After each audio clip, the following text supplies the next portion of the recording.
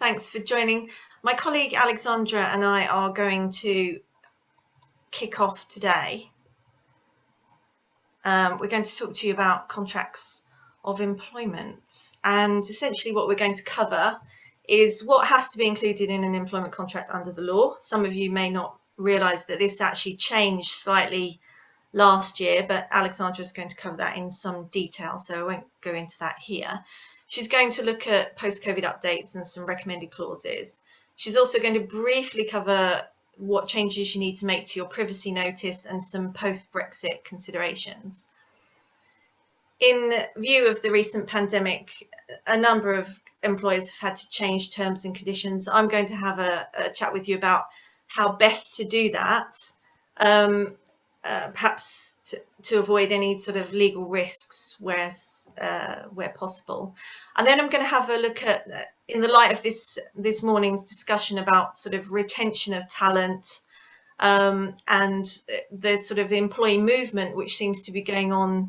The employee market seems to be very buoyant post-pandemic, about restrictive covenants and how these can be used to help you look after your business when you've got employees who are potentially moving around. So I think we've got everybody in at the moment. If you have any questions, please put them in the chat box. We're going to do a Q&A session at the end.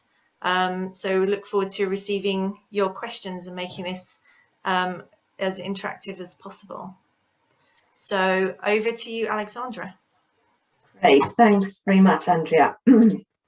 So first things first, I'm going to discuss what has to be covered in a contract of employment under the law as a minimum. These requirements are set out in Section 1 of the Employment Rights Act and hence are often referred to as a Section 1 statement, and that's the terminology I'll adopt throughout my session. So as Andrea mentioned, the requirements of what has to be included in a Section 1 statement changed on the 6th of April 2020 as a result of the Good Work Plan, just as we were going into our first COVID lockdown. So I thought we'd just quickly have a poll now to check how many of you have actually had a chance to update your contract template since then. So you should have a poll appearing on the screen now. Okay. So there is a mixed response at the moment. So most of you have, which is good news. So hopefully you can use this session as a bit of a checklist if there was anything you are still unsure about. And for those who haven't, hopefully you'll find this session useful. Okay, so I'll move on now. So before the 6th of April, Section 1 statement had to be share the results. I think you can probably all see them now. So before the 6th of April, Section 1 statements have to be provided within 2 months of the start of the employment and to employees only. It have to include, and still has to include, the following particulars, which I will run through now before I move on to the additions and discuss those in a bit more detail. So the basics are, firstly, it has to set out the names of the parties, i.e. the names of the employer and the employee, and then there are a number of further particulars. So the employee's job title or a brief description of the work they are employed to do, for example, if they're employed in the role of a PA, the date when the employee's employment began, as well as the date on which the employee's continuous employment for statutory purposes began. And this will include, so essentially take into account any employment with a previous associated employer, so for example, where there's been a duty transfer. Then the scale or rate of pay, or the method of calculating it, so is it salary per annum, for example, the intervals at which it would be paid, for example, weekly or monthly, hours of work, including normal working hours, for example, 9 to 5. Then entitlement to holidays, including public holidays, and holiday pay, including sufficient details to enable the entitlement, which includes any entitlement to accrued holiday pay on the termination of employment to be precisely calculated. So, for example, expressing that the amount of the payment in lieu will be calculated as 1/260th of salary for each untaken day of the entitlement, which tends to be standard for most clauses. Then, in relation to the place of work, it's either the place of work or where the employee is required or permitted to work at various places, then an indication of that and the address of the employer. I will come back to this clause in a bit more detail when we discuss post-COVID changes later. Then the length of notice which the employee is obliged to give and entitled to receive to terminate their contract of employment. And this can be as simple as setting out the statutory entitlement, which is 1 week pay each year of employment up to a maximum of 12 weeks. A note on disciplinary and grievance procedures, which should specify any disciplinary rules and procedures that are applicable. A person to whom the employee could appeal a disciplinary or dismissal decision, or if they wish to make a grievance, the manner in which such an application should be made, and any steps consequent on such an application.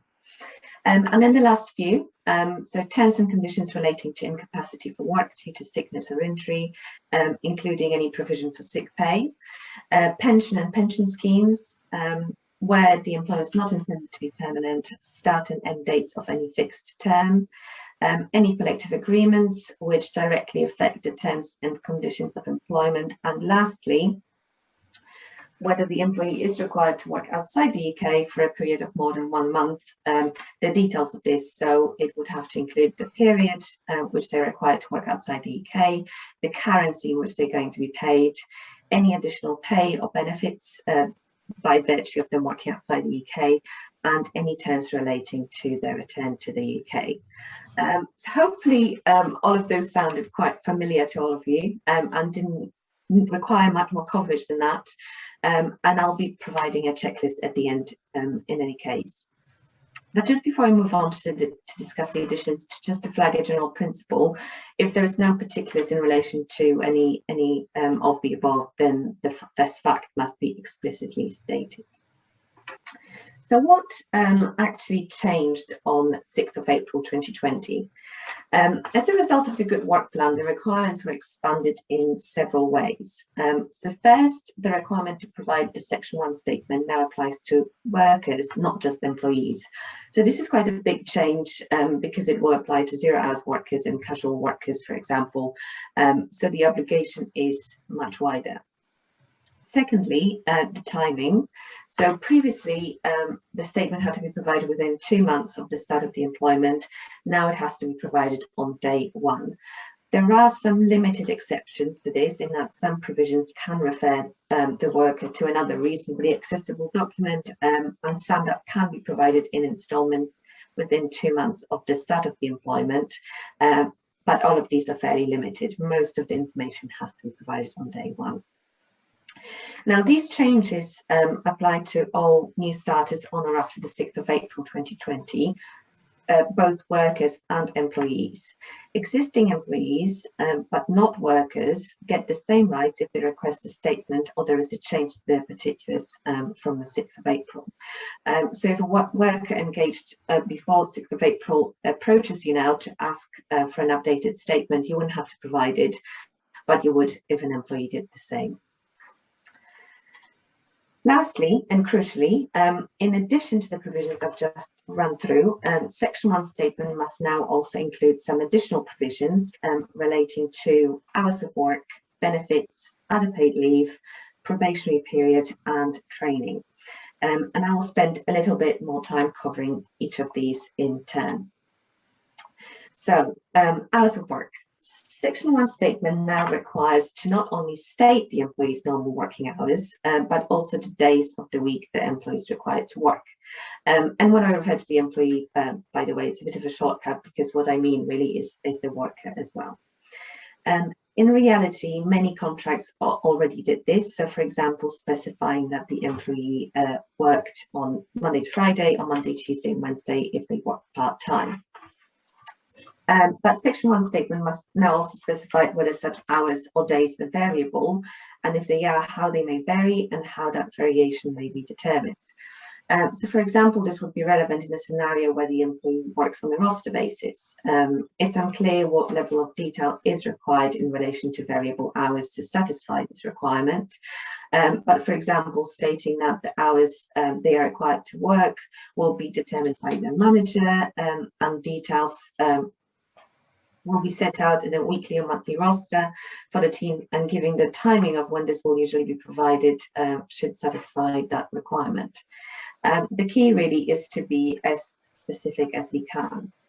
And this goes back to the main idea behind a good work plan, because the main idea was to expand the information made available to the employee to make the statement as useful as possible and provide as much clarity as possible about the employment relationship and the terms applicable to it.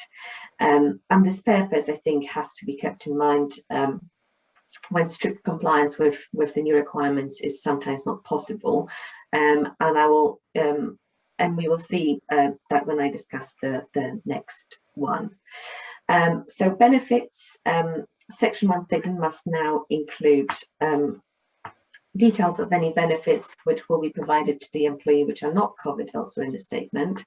And there is a bit of a debate over what benefits means in practice, but generally the accepted position is that it would be any benefits of some kind of economic value. So it could include a travel to work scheme or childcare vouchers, for example, but possibly not things like the provision of table tennis. It would also include contractual benefits, as well as those provided as a matter of general practice. And as you know, common contractual benefits would include life assurance, private medical, permanent health insurance, perhaps a company car or car allowance. But if you provide other non-contractual benefits routinely, could, for example, be a discretionary bonus scheme, these should also be ideally included here. So technically, under the strict reading of section 1, the details of these benefits should be set out in a single document, i.e. the document you provide on day 1. But in reality, this is a bit too much detail to include, so you might wish to direct employees to another source, such as a staff handbook. But this hasn't been tested in the courts, and it remains to be seen what approach will be taken. If no benefits are provided, this fact must be explicitly stated. Other paid leave. So section 1 statement now needs to set out the details of any paid leave other than holiday and sick leave which the employee is entitled to take. And the most common types of leave that will fall to be included in this section, if available, are all types of paid statutory family leave, purely because they will at least be paid at their statutory rates. So this will include maternity leave, paternity leave, adoption leave, shared parental leave, and parental bereavement leave, which is a more recent addition and which came in to effect roughly around the same time as these changes did. If you offer any enhanced pay for any type of leave that's usually unpaid, so for example, statutory parental leave or a career break, this should also be noted. Again, the employee can be directed to another source, for example, staff handbook, for further details of the paid leave if necessary. Probationary period. So previously there was no requirement to provide any particulars of the probationary period, although a lot of contracts often did. But section 1 statement now requires to contain particulars of any probationary period, including any condition and its duration. In terms of what conditions should be addressed, we recommend addressing conditions such as performance, notice, sickness, absence. In reality, the first two were already covered by most standard clauses, but any extension of the probationary period by a period of sickness absence wasn't necessarily covered. Equally, you might also want to consider limiting the amount of holiday employees on probationary period can take at any one time. So, for example, if there is a probationary period of 3 months, you might want to limit that to 1 or 2 weeks holiday, because otherwise you will be limiting the amount of time you're able to assess the employee. And your clause can provide that the probationary period should be extended by that period of holiday as well. Training, so this is the last one. Employers must now include details of any training that is compulsory and not paid for by the employer, and training to which the employee is entitled. Obviously, the first two are fairly onerous, so those particulars have to be provided on day one.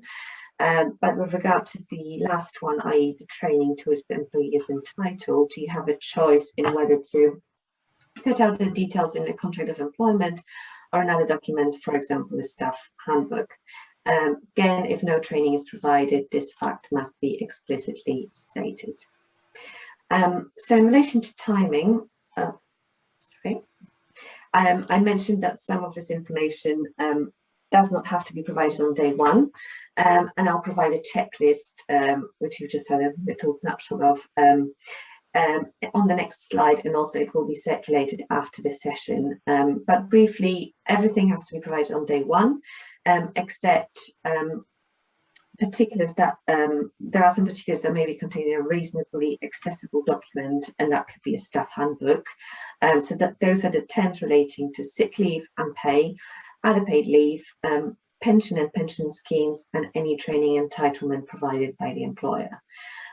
Particulars that can be given in instalments within 2 months, are the terms relating to pensions and pension schemes, any collective agreements, any training entitlement provided by the employer, and a note on disciplinary and grievance roles. So here is the checklist, which will be circulated later. I hope you find this helpful. This just essentially summarizes everything I've just said in a single document. Okay, so before I hand over to Andrea, I'm going to talk about how contracts of employment may be updated in the post-COVID world of work. So firstly, I'm going to discuss layoff and short-time working provisions. So an example of this kind of clause is on the screen. So if there's any reduction in work, we may temporarily lay you off without pay or reduce your working hours, and you're paid proportionately on giving, say, 1 week's notice in writing. And pre-pandemic, such clauses in contracts of employment have been quite rare, and they're becoming a bit more popular now. But what are they? So broadly speaking, short-time working is a temporary reduction in the hours or days worked during a given week, and layoff involves giving an employee no work during a week while still retaining them as an employee. An express clause will be needed because employers don't have an automatic right to lay off staff or reduce their working hours just because there is no work. Obviously, whilst there should be no problem for an employee with no guaranteed hours of pay, so someone working under a casual or 0 hours contract, if the employee is engaged on a fixed salary or a weekly wage, the employer will remain liable to pay the employee unless there is an express provision covering this. During the first lockdown, any employers who have layoff and short-term working clauses in their staff contracts, especially in sectors such as hospitality and retail, breathed a sigh of relief, really, because they offered at least a temporary solution until the furlough scheme was implemented. But there are a few caveats to these clauses. So first of all, it should be noted that a contractual provision does not necessarily mean that the employee will receive no pay for days or weeks in which they are not working. In some circumstances, the employee may be entitled to statutory guarantee payment, although this isn't a huge amount. It's limited to 5 days in any period of 3 months for a full-time employee, or pro rata for an employee who works fewer than 5 days a week. The second caveat is that in some circumstances, employees who are laid off or put on short-time working, or a combination of the two, for 4 consecutive weeks, or a total of 6 weeks in any 13, have a right to terminate their employment and claim a statutory redundancy payment. And linking to that, employers still have to be careful when making selections regarding which employees to lay off. And you should think similar to selection for redundancy, can be for reasons that are discriminatory, for example, or capricious in any way. As with all things, it all grows to the trust on confidence, which lies at the heart of the employment relationship, and the clause should be exercised reasonably for that reason. So, for example, where an employee's been laid off for a long time and there's no prospect of an upturn in work, then it could be a breach of the implied term of mutual trust and confidence to keep them on. So by no means, it's a useful clause to include, but it's by no means the holy grail. You might also consider including a clause that may make it easy for you to implement changes to the employee's working pattern, hours of work, remuneration and place of work in the event of an emergency, such as another COVID lockdown, for example. I've included an example of such a clause on the screen. So if there are any events, circumstances or causes beyond the company's reasonable control, we essentially agree that the company may reasonably make changes to your usual working pattern and hours of work, remuneration and place of work. And Andrea will talk about changing terms and conditions in just a few minutes, but the general rule is that the more specific the flexibility clause is, the more capable it is of being enforced. But again, any such clause would be subject to being exercised reasonably. Place of work. So as promised, I will add a bit more detail here. So obviously following COVID, that was the focus of this morning's session. Our working practices have changed. There is no shying away from that. And a hybrid approach between home working and office seems to be the most popular option. But whatever the change, if that change is intended to be permanent, then the contract of employment should be varied properly to reflect it. And again, Andrea will discuss how to go about this. But for example, if there is a permanent closure of an office and all employees will now work from their home address, the place of work should change to the employee's home address. If there is an agreement reached that the employee will work Tuesdays and Wednesdays in the office, for example, and the rest of the days at home as part of an agreed formal hybrid working arrangement, and this is intended to be a permanent change, then again, the contract should be properly varied to confirm both places of work. If, on the other hand, the intention is to retain as much flexibility as possible and only permit home working with the office remaining the primary place of work, for example, an arrangement whereby the employee is required to spend a certain number of days in the office, but these days are not fixed and are generally flexible, then the more appropriate place to record this change is non-contractual policy in a handbook. That then gives you scope to change more easily as and when there is a business need to do so. Of course, if the employee will work on, say, a Tuesday for the next year and tie their childcare arrangements to that, for example, and the employer then tries to change that, the employee could argue that this change was implied into their contract through custom and practice. It may be that we will be seeing a little bit more of that in, say, a year or so when some time has passed. Lastly, of course, just a reminder that if the employee's place of work or hours of work change as a result of a statutory flexible working request, this change will be a permanent change to the contract. Lastly, benefits. Some benefits will not be as relevant as they used to be.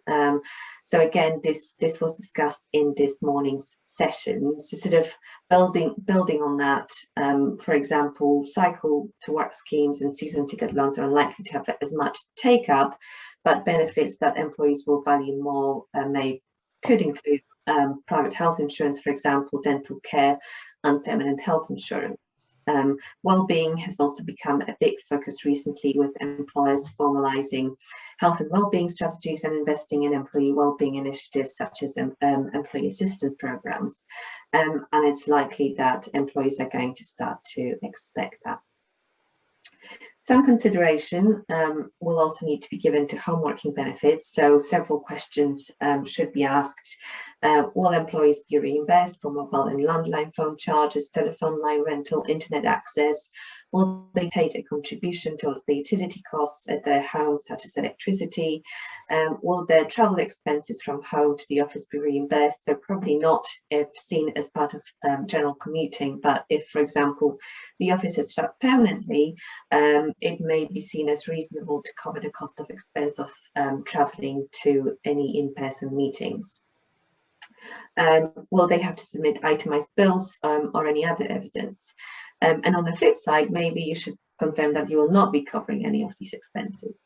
Again, it might be worth setting all of this out in a policy rather than the contract of employment itself, to give you as much flexibility as possible.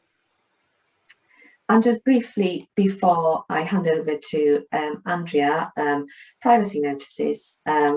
Again, you might wish to consider updating those. And you should probably start with updating any references to the EU with the UK. So, for example, sending data outside the EU won't be relevant anymore. It should now say sending data outside the UK, and replacing any references to GDPR with UK GDPR, which is now the UK retained version of the EU directive.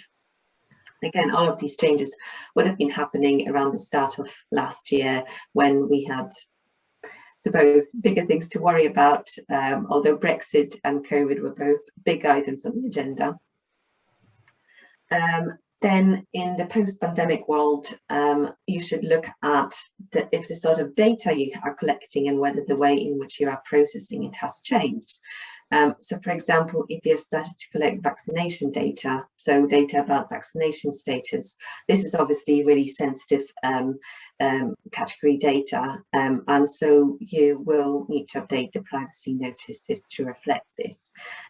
If you are recording any meetings or using software monitoring employee activity, again, this should be included. I won't go into the detail here, as that is an entire session in itself, but our colleague Blair has produced a short video on employee monitoring. If you would like to learn more about the subject, and the link to that recording is on the slide. So I'll now hand over to Andrea, who will be discussing changing terms and conditions, as well as restrictive covenants and other ancillary clauses. Thanks, Alexandra. Hi, everyone. Okay, so a contract, an employment contract, is intended to give certainty between the employer and employee, but the contract that's entered into perhaps at the start of the relationship may need to be adapted over time to cover things like evolving business needs, such as the pandemic, for example, or to harmonise the terms of employees in similar roles, or perhaps just for the employer to be competitive. So the law dictates that a contract may only be amended by either having a term that allows such change, or by the agreement of all the parties. And employment contracts for various, this is a general rule, but for contract law, but this is employment contracts fall very squarely within this. The courts are always very mindful of the bargaining imbalance between employers and employees, and they are unlikely to try to impose contractual variations on employees which are against their will. So essentially there are two types of changes. There are changes that are authorised by the contract, and those which are not authorised by the contract. So first of all, let's look at contractual amendments that are authorised by the contract. So I'm talking here about things like mobility clauses or layoff and short-time working clauses. And we've all seen that clause that often is found at the very end of the contract, often in the miscellaneous provisions, that says something like, we reserve the right to make reasonable changes to your terms of employment. Now, I'm just going to run a very quick poll. How many people here on this webinar have successfully used that clause at the end of the employment contract to significantly change a contractual term or to change a significant contractual term. Let's wait a minute or so for the results to come in. Okay, no, yes, some have, some haven't. Mostly no's. I think I'm quite pleased to see that, because those clauses have a big health warning on them, that you should always beware of using that kind of clause, although it may look like it gives an employer a general right to make changes to the terms of the contract.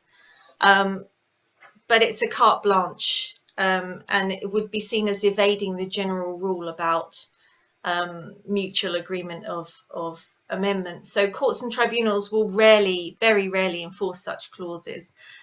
Nothing but the very clearest language in respect of a variation clause will be sufficient to allow its use. And even when it is used, it still has to be used very reasonably. As Alexandra said, you have to apply reasonableness to your use of that kind of clause. So in practice, they're only really tend to be used to change very minor or make administrative changes which are not detrimental to the employee, such as changing a healthcare provider's name where a specific provider has been stated in the contract, but the new provider is going to provide exactly the same benefits. So what happens where an employer wishes to make changes which are not authorised by the contract? Well, there are three main options. You seek agreement to the changes with the employee or employees. You unilaterally impose the changes and then leave it to the employees to decide how to respond. Or you terminate the existing terms of employment and offer re-engagement on the new terms. So I'm going to look at each of these in a little bit more detail. So if I can actually, here we go. Option 1, by agreement. So this is by far the simplest option for employers. The only proviso here really is that the agreement has to be given voluntarily and free from duress. So employees can't be press ganged into agreeing to a change. Whilst verbal agreements are sufficient to affect a change of an employment contract, it's always preferable to get the agreed amendment in writing. This is not least for clarity, but the courts, for example, if there was a dispute over the change and it went to the courts would prefer strong evidence of a mutual agreement to establish a variation. So written is always best. Oral agreements can be more easily contested, so try to avoid those. But contracts are required to be supported by valuable consideration. So any agreed variation has to be supported by consideration, and you basically have to establish that there has been some benefit that has passed to the employee in connection with the change. Often employers can say, well, they're getting a pay rise, which is valuable consideration, or their ongoing employment is the consideration that's being provided, which is great and helpful if the change is immediate. But if, for example, the change doesn't take effect until some point in the future, say for example you're wanting to change notice periods on termination, or you want to beef up your employees' restrictive covenants, in those kinds of cases, it can be much more difficult for employers to rely on the concept of continued employment as consideration for the change.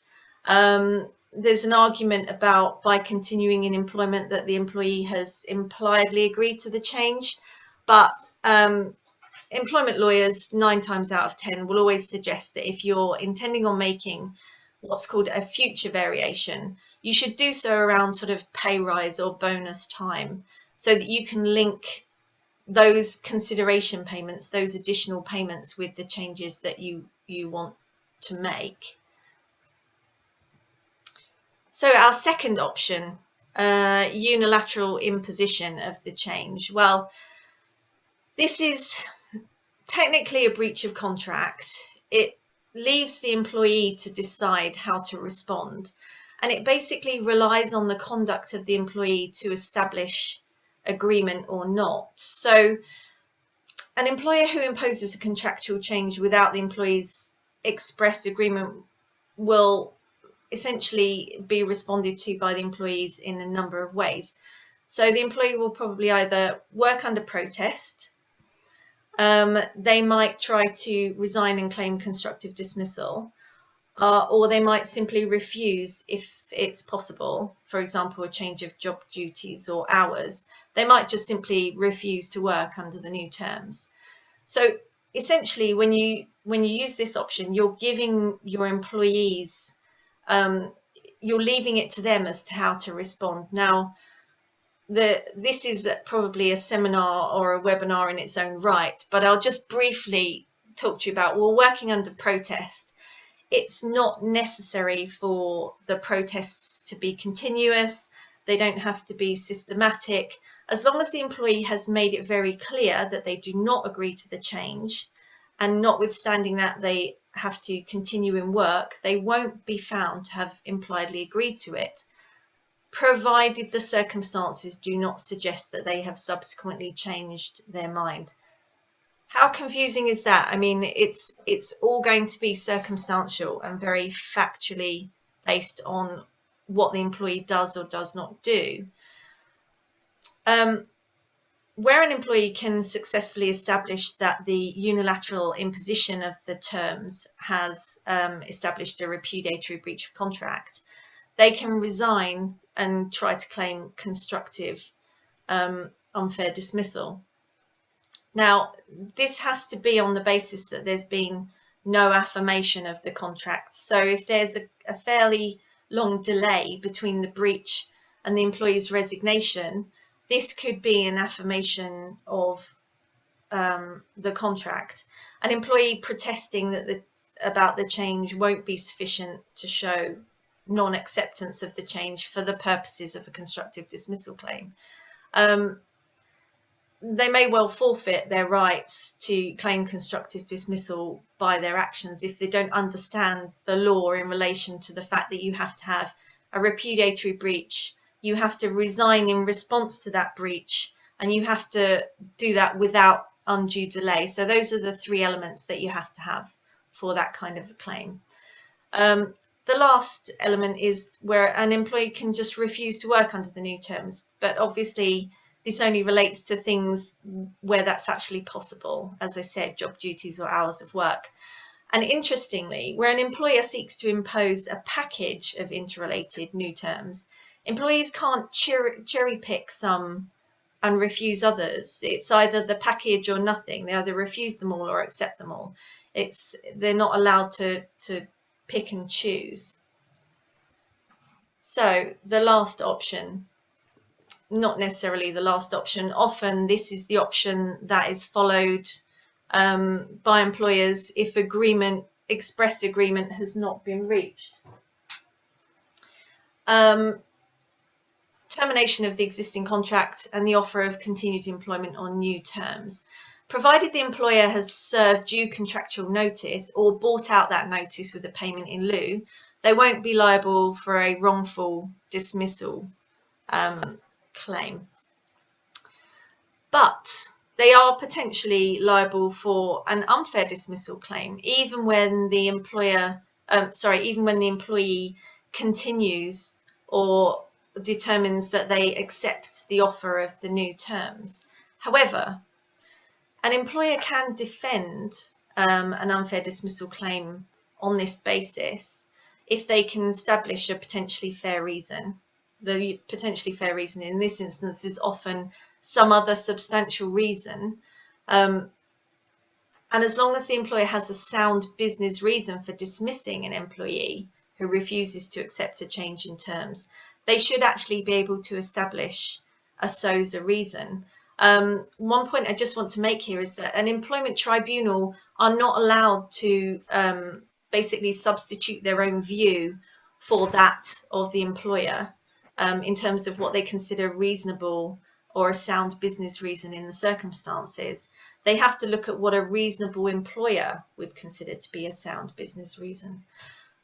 The second element, obviously, for an unfair dismissal is the employer has to show acted reasonably in dismissing the employee for failing to agree. So again, as long as you've gone through some kind of consultation and some kind of process that is reasonable, again, you shouldn't fall foul of that element of an unfair dismissal claim. So this particular option was very prevalent during the pandemic. Obviously, employers needed to change their business models, rethink some of their terms. There were concerns that this crisis was used as a pretext to diminish employees' terms and conditions. So ACAS were asked to undertake a consultation on firing and rehiring, and they published their report in June 2021. I've put a link on the slide there to it if you want to have a read. It does make some interesting points. However, it came to the conclusion that they could make no definitive finding on the reasonableness of the use of the practice, and there were mixed views on whether or not the government needed to implement any measures to address the issues that had been raised. So it was a bit the outcome was a bit of a non-event, really. You'll see on the slide as well, I've included collective consultation requirements, and I hear you shout, how is redundancy and collective consultation relevant to dismissal and re-engagement? It doesn't make sense, but it is, and it's mainly due to one issue. It's because TULCRA, the legislation that's stated on the slide, Trade Union Labour Relations Consolidation Act, has got a definition within it of redundancy, but it's much wider than the standard Employment Rights Act definition of redundancy. And in fact, it covers dismissals for a reason not related to the individuals concerned. So where you have a number of employees and you want to change all of their restrictive covenants, and if they don't agree the changes, you are considering dismissing them, this will fall within the collective consultation requirements. Now, if you're proposing to dismiss more than 20 or 20 or more employees within a period of 90 days or less, these requirements will be triggered, and you need to comply with the minimum consultation of 30 days. Obviously, if you go over 100 employees, the consultation goes up to 45 days. But you just have to balance this really against the fact that failure to provide the relevant notifications that you're collectively consulting to the Secretary of State come with a criminal offence and a hefty fine.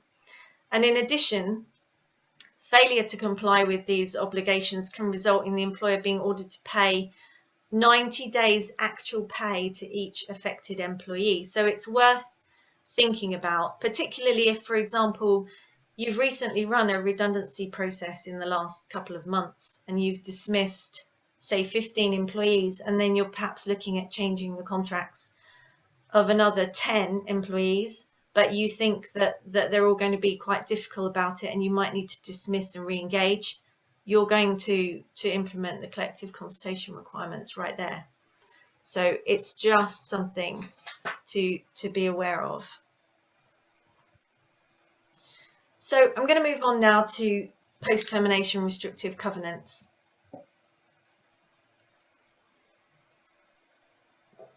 We heard quite a lot in the session this morning about the fact that employees at the moment there's a lot of difficulty with employee retention, and that the markets have become very buoyant. Employees are moving around quite a lot. Well, departing employees are often well placed to take advantage of confidential information, customer and client details, other information about their employer's business that they can use after the termination of their employment. They may use this information for the benefit of a new employer, or they may just set up a rival business. this can seriously harm the business that they've just left. So the law determined that covenants in employment contracts were acceptable, but they are viewed a lot more strictly than those in other kinds of commercial contracts, such as shareholder agreements and SPAs. They have to be fairly narrowly drafted to be regarded as reasonable. Again, we're talking about the inequality of bargaining power between employer and employee. So express restrictive covenants, they have to protect or aim to protect the legitimate business interests of an employer in restricting an employee's activities after the termination of their employment. The courts start from the basic premise that a restrictive covenant is void. So it then has to look at the legitimate business interests to actually be determined as effective.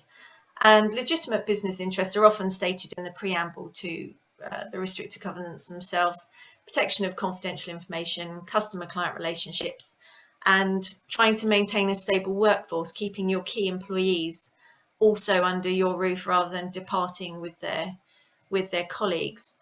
But the protection sought has to be no more than is reasonable and no wider than necessary, having regards to the interests of the parties.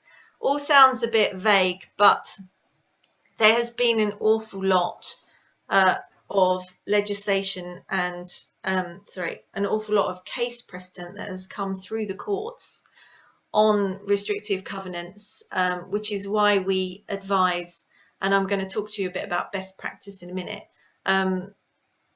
looking at them at least annually to see whether or not they need tweaking based on what's happening in the industries you're in and in the case precedent to that point.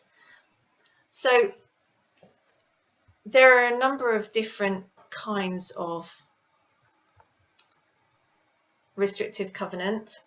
Non-solicitation, which prohibits an employee from the positive act of contacting the employer's clients or prospective clients, and with whom they had contact or about whom they have confidential information, with a view to persuading that client to move their business to the employee or the employee's new employer. Now an awful lot easier thanks to the internet and social media.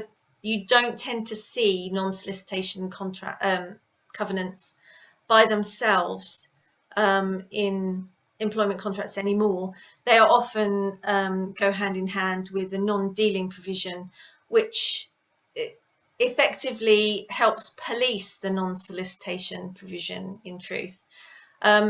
Non-dealing prevents the employee from dealing with or providing services to, as in, there's no point soliciting a client if you can then not deal with them anyway. So the two tend to go quite hand in hand.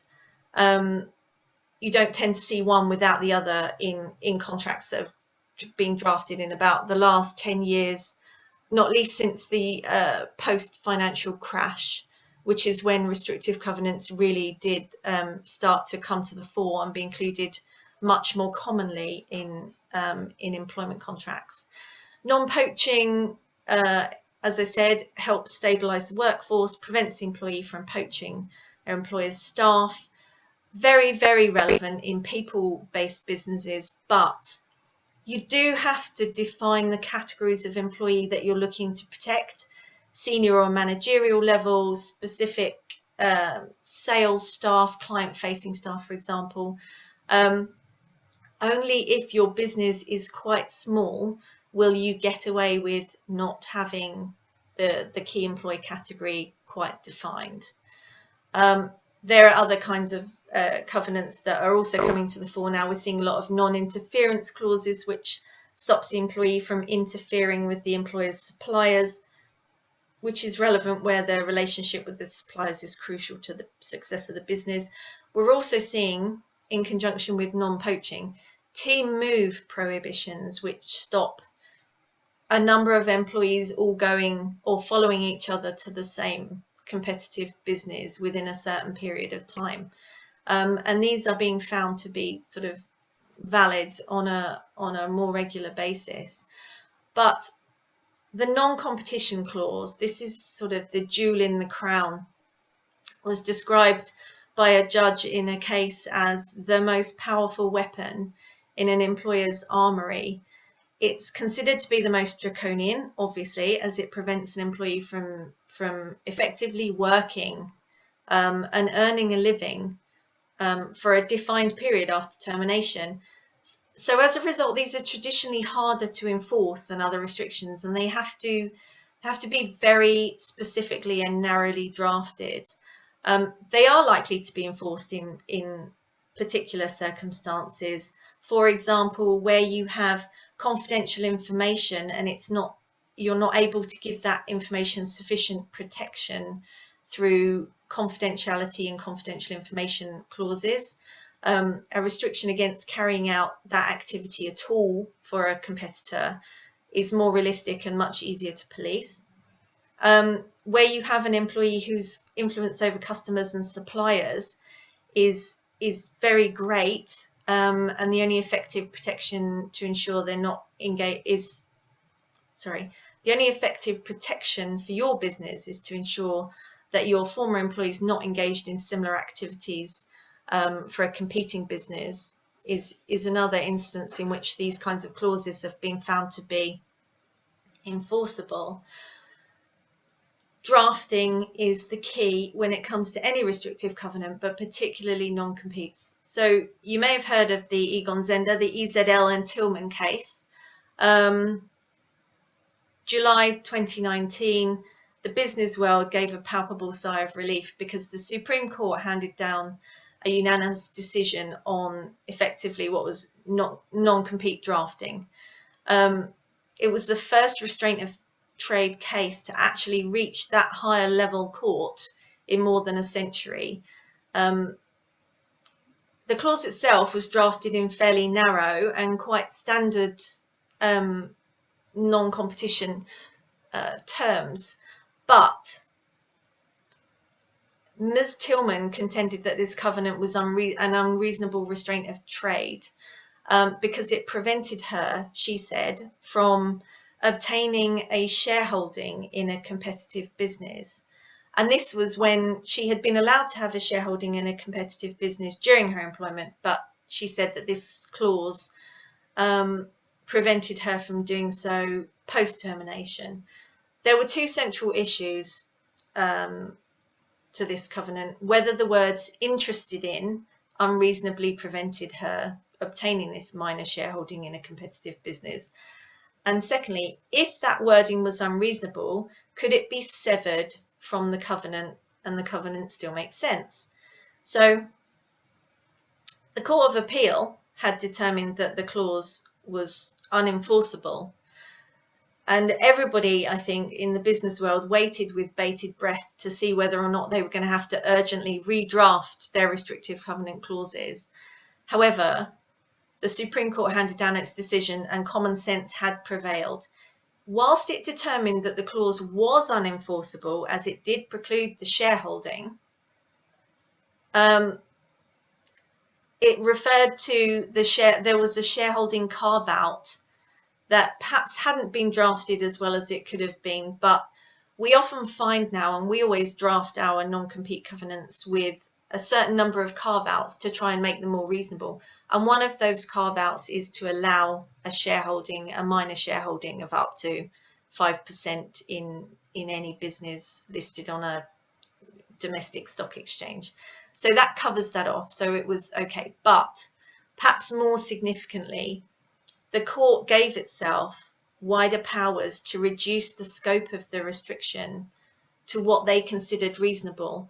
This doesn't mean that they were allowed to rewrite clauses going forwards, but they can, and we think they probably will, correct elements of poor drafting to remedy what would have been a wholly unenforceable covenant. So in this instance, they basically said, we're going to sever this wording, and then the clause effectively becomes enforceable against Ms. Tillman. So good news for employers in the short term, obviously, but this case does serve as a warning and is a good indicator of best practice, which is that you need to ensure your post-termination protections, assess them regularly, case law changes all the time, might not go up to the Supreme Court, but the lower courts, as in the High Court and the Court of Appeal, are dealing with restrictive covenant cases all the time.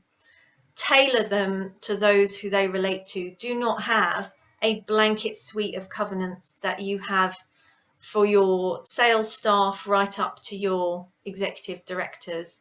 You're undermining yourself if you have a whole blanket suite of clauses. Draft them as narrowly as possible to cover your business and to seek to be as reasonable as possible, and that will try to ensure their enforceability going forwards. The last point, that you really don't want to have your drafting tested in litigation because of the uncertainty of it. So try to tailor clauses to your staff, particularly look at what you want to protect and why, and draft your clauses accordingly. We can, of course, help with that. So the government has just consulted actually on whether or not non-compete clauses should be in contracts of employment going forwards. There were a couple of views that were sought. The first is whether to make non-compete clauses enforceable only when the employer provides compensation, as in you have to pay if you wish to enforce the non-compete clause, perhaps salary or a percentage of salary for the period of, say, 3, 6, 9 or 12 months, depending on how long your non-compete clause is. An alternative proposal was to follow the American model, which is to make non-compete clauses in employment contracts generally completely unenforceable. The consultation ran from December last year to February 2021. The government are apparently still analysing the responses and the data, and there's still no firm date for the report on the consultation to be published, but that will be a very interesting outcome, I'm sure, when it eventually arrives. So, other types of restraint. There are a number of other ways that you can seek to, let's just say, encourage employees perhaps not to move away from your business whilst they're in employment or immediately after. Confidentiality clauses have obviously had a lot of bad press in the last few years, not least because of the Weinstein investigations and the President's Club NDAs and gagging clauses and all of that which went on. There was a big push for confidentiality clauses to be completely removed from any legal documents, but that wasn't successful. But you now need to be aware of the requirement for the inclusion of statutory carve-out. So you cannot, whilst you have a confidentiality clause, you cannot preclude somebody from whistleblowing or reporting criminal activity. But there's a whole slew of carve-outs that also need to be included if you have a confidentiality clause. So garden leave, sometimes used to extend restrictions, but please take care here. A set off where you have, say, for example, 3 months garden leave and 6 months worth of restrictions. If you have a garden leave set off and you have effectively put your employee in the garden, cut them off from their colleagues and clients, have a think about whether or not a set off would be more appropriate and reasonable, such that their restrictions are no longer than the entirety of 6 months. So they have had 3 months in the garden and they then only have to serve another 3 months under their restrictions. More likely to be considered to be reasonable if challenged by the courts, although there have been cases that have come through. In 2009 there was the Tullett BGC case, which determined that a garden leave provision of 6 months and then 12 months restrictions was acceptable in that case. I think that was very, very fact specific, and I would take very, very much care when using garden leave and restrictions. You can set off subsequently, that's entirely up to you. It doesn't have to necessarily be written into your contract, but just be mindful of it. Financial incentives are also extremely useful for dissuading employees from leaving, particularly if you've paid bonuses, for example, as deferred or variable compensation over a number of years, put part of their bonus, for example, into an LTIP or into stock options, which have specific vesting periods. You can have these so that they forfeit on departure. So an employee that sort of waits until after bonus date and then departs will only get a fairly small percentage of their bonus. And helpfully, HMRC, in respect of bonus clawbacks, have now determined that employees can recover the gross sum that they pay to the employee, and it's the employee who has to apply to HMRC to get their tax back as negative earnings. They don't actually get any money, it just gets set off against their earnings in the following year. Unfortunately, there's still no determination about employer and employee national insurance contributions, but it's much more helpful for an employer now to be able to recover the gross sum that they've paid rather than only being able to recover the net sum and then having to have an argument with HMRC about the tax on that money. So I think that's, I'm over time, of course, but I think that's all that I've got to say about restraint of trade clauses. I know I've got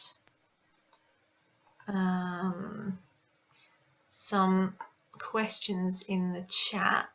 Let me just have a look. Alexandra, I think this is one for you. This is from Suzanne. In our new hybrid way of working, we have said that 7 hours is the contractual number of hours per day, 35 hours per week, but to be worked between the hours of 8 a.m. and 7 p.m. Is this okay? We are no longer stating 9 a.m. to 5 p.m., for example. Okay, yeah, it's I can't actually see any of the questions, which is interesting. But yeah, I mean, if these are the working hours, then yes, the way the Section 1 statement is supposed to be put forward now is to be as helpful to the employee as possible, and to, you know, that reflect, you know, the terms that are agreed. So so, you know, it's something that you can set out in the contract, you know, that they got 35 hours that they need to work within the week, and they can work those hours between, you know, the hours of whatever you specified. So yeah. Yeah, I think basically the point is if you're allowing that kind of flexibility, probably need to amend it into either your hybrid working policy or into the terms of the employment contracts, just so everybody's clear on what is expected and what is acceptable as well. As was mentioned in the panel session this morning, flexibility and freedom are not the same thing at all. So it's, whilst giving employees flexibility, you're not just giving them a carte blanche to do as they please.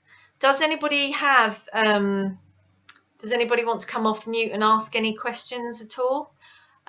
If you prefer not to, that's absolutely fine. I completely appreciate them. I'm already well over 5 minutes over time.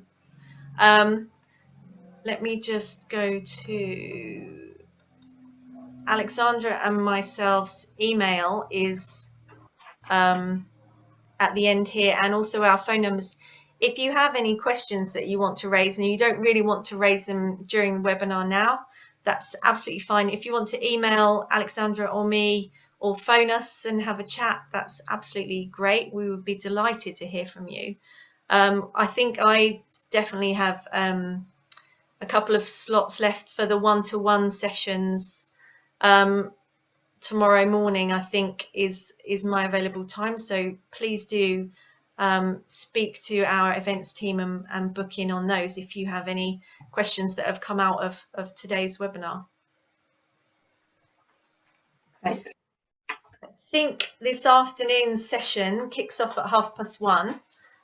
You just have to go back into the link that was provided for this morning's session to get back into that. So if nobody has any questions, I am going to wish you all a very nice lunch break, and I look forward to seeing you this afternoon for some extremely interesting discussions from our colleagues